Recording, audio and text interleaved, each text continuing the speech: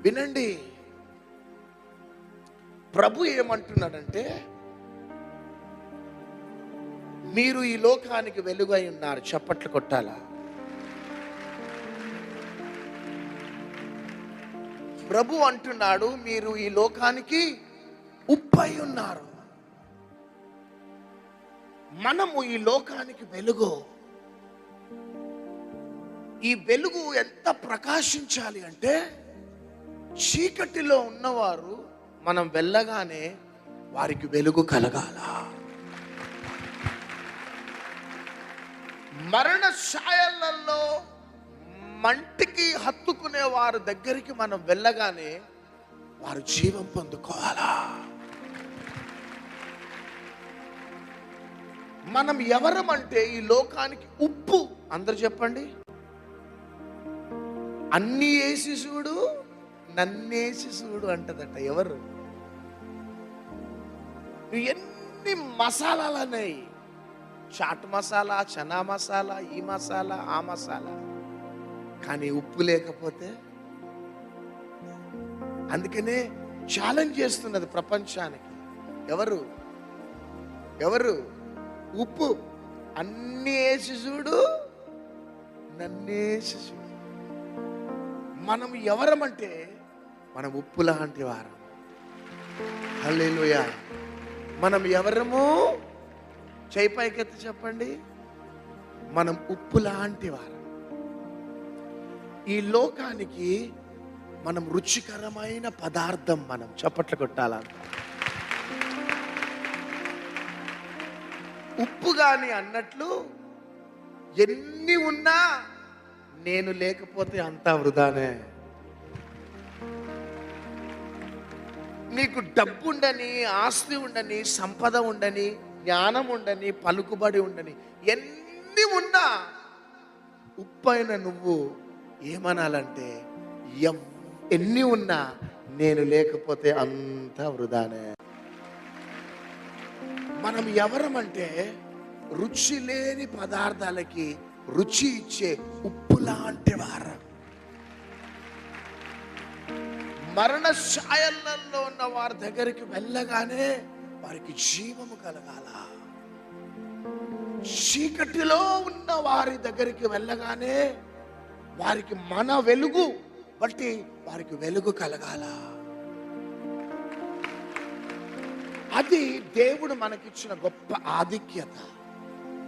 కానీ మనమే చీకటిలోకి వెళ్ళిపోతే, మనమే అంధకారంలోకి వెళ్ళిపోతే, మనమే మరణ ఛాయలలోకి వెళ్ళిపోతే, మనమే రుచి లేని వారమైతే దేవునికి ఎంతగానో అవమానం. హల్లెలూయా. కాబట్టి మనం ఎప్పుడు వెలుగుమయముగా ఉంటామంటే, ఎప్పుడు జీవము కలిగిన వారంగా ఉంటామంటే, ఎప్పుడు రుచికరంగా ఉంటామంటే ఆయన వాక్యమును బట్టే. గట్టిగా.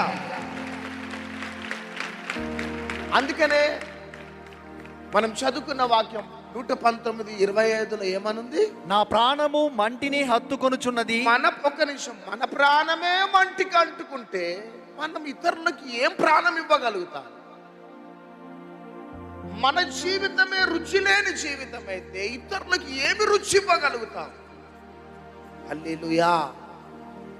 కానీ ఏమి మనకు లేకపోయినా మరియా అనుభవంలో మనం వెళ్ళిపోవాలా. గట్టిగా. మరియా అనుభవంలో ఆయన పాదాల చెంత కూర్చొని ఆయన మాటలు వినుకుంటూ ఉండాలా. అది ఆ అనుభవము మనల్ని మట్టిలోనికి వెళ్ళకుండా మనకి ఊపిరినిస్తుంది. హల్లెలూయా. మనల్ని చీకటిలోనికి వెళ్ళకుండా మనకు వెలుగునిస్తుంది. మన క్రైస్తవ అనుభవం బట్టి మనం ఉప్పు కాము. మన క్రైస్తవ అనుభవం బట్టి మనం వెలుగుమయముగా ఉండము. అని నువ్వు ఈరోజే ప్రభు దగ్గరికి వచ్చినావా, క్రొత్తగా నువ్వు వస్తున్నావా, నిన్ను వెలుగుమయముగా మార్చేది, నిన్ను రుచికరంగా మార్చేది మరియా యొక్క అనుభవం అదే వాక్యం. శ్రమ కొలిమిలో నుంచి నిన్ను పైకి లేవనెత్తేది దేవుని యొక్క వాక్యం. గట్టిగా చప్పట్లు కొట్టండి అంతా, గట్టిగా.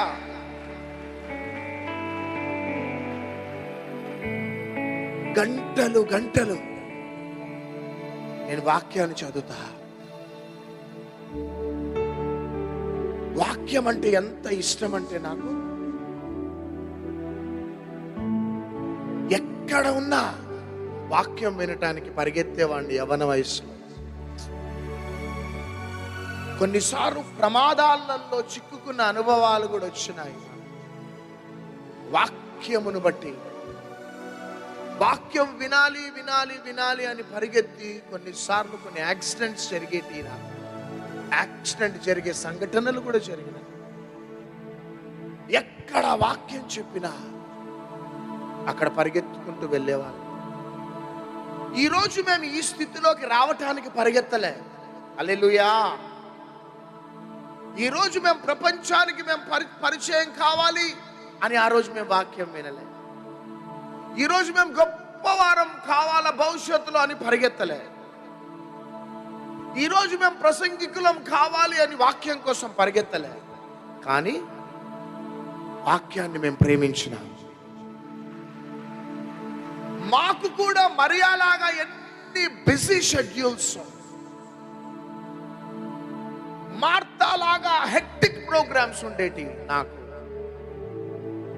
నేను డెక్కన్ కాంటినెంటల్ 5 స్టార్ హోటల్లో పనిచేసిన విశ్వాసిగా ఉన్నప్పుడు, necklace road, Begumpet necklace road, Deccan continental హోటల్లో పనిచేసిన.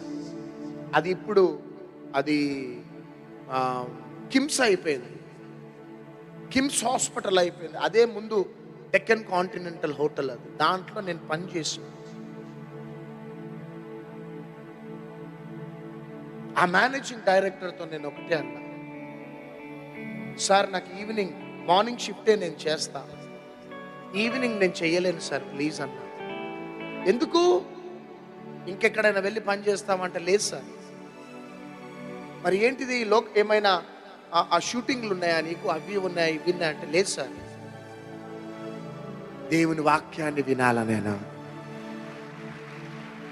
విశ్వవాణిలో 4:47 ప్రేమధార అనే కార్యక్రమం వస్తుంది. జోషి అన్న ప్రసంగం చేస్తుంది. ఎంత ఆశతోని మార్నింగ్ 7 o'clock డ్యూటీకి వెళ్ళి 3 o'clock వచ్చేసేసి స్నానం గినం చేసుకొని, బ్యాచులర్ని కదా అప్పుడు, బ్యాచులర్ని ఒక్కడనే ఉండేటోండి ఇంట్లో.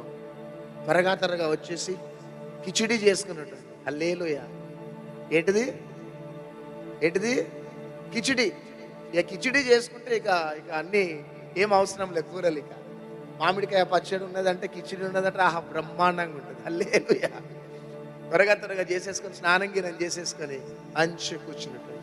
లేకపోతే ఈవినింగ్ అంతా అయిపోయిన తర్వాత మళ్ళీ నా హోటల్ వాకబుల్ డిస్టెన్స్, బేగంపేట నుంచి వాకబుల్ డిస్టెన్స్ వెళ్ళి నాకు ఆ యొక్క అది ఉంటుంది, వెళ్ళి నా హోటల్లో నేను తిని మళ్ళీ వచ్చేయచ్చు. కానీ మంచిగా ఇంట్లో చేసేసుకొని స్నానం గినం చేసుకొని విశ్వవాణి వాక్యం వినేసి ఎంత సంతోషం. కొన్ని మేజర్ ప్రోగ్రామ్స్ కొన్నిసార్లు ఆ వాక్యం కోసం మేము త్యాగం చేసినాం. మేము ఈరోజు ఈ స్థితిలోకి మేము వస్తామని అనుకోలే.